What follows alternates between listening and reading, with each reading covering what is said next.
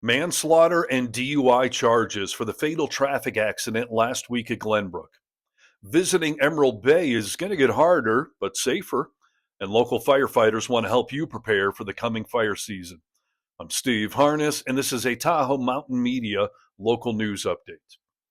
Last week, we reported on a fatal traffic accident that occurred on March 20th around 7 a.m. near Glenbrook. The Douglas County Sheriff's Office have announced the arrest of the man allegedly at fault. Stephen Michael Pulowski was traveling eastbound and crossed over into the westbound lane, hitting another vehicle head-on, and has been charged with vehicular manslaughter, DUI, driving left of center, failure to maintain lane, and failure to wear a seatbelt. The car he hit was occupied by 2 adults and 1 child.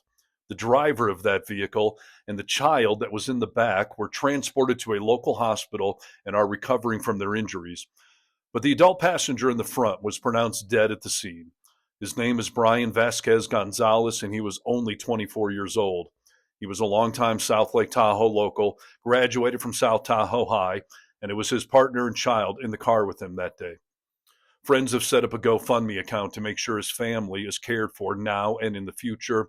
I'll put a link for that in the comments section below, and our deepest sympathies to anyone affected by this tragedy.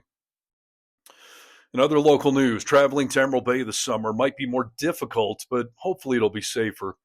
Over recent years, the road around Emerald Bay has become littered with cars parking anywhere and everywhere once the limited parking lots out there are filled up. So this summer, from July 15th to October 15th, a new pilot program will be implemented.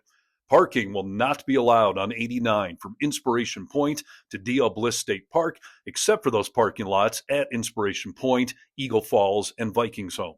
A paid shuttle will be offered from Camp Rich to Emerald Bay for the South Shore and from Homewood to Emerald Bay for the North Shore.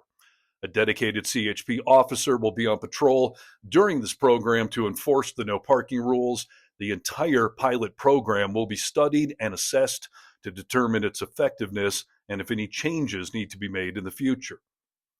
And finally, South Lake Tahoe Fire Rescue will be hosting a preparedness pop-up event to discuss defensible space and home hardening as we head into another fire season this summer.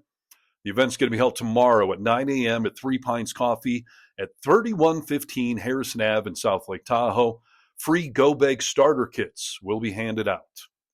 This local news update is brought to you by Casey's. Serving breakfast, lunch, and dinner, Casey's in Round Hill is a favorite for locals and visitors alike. You can find the full menu online at Casey'sTahoe.net. Stop by Casey's next to Safeway on the Nevada side. For more information on us, go to TahoeMountainMedia.com and make sure you're following our page here. I'm Steve Harness.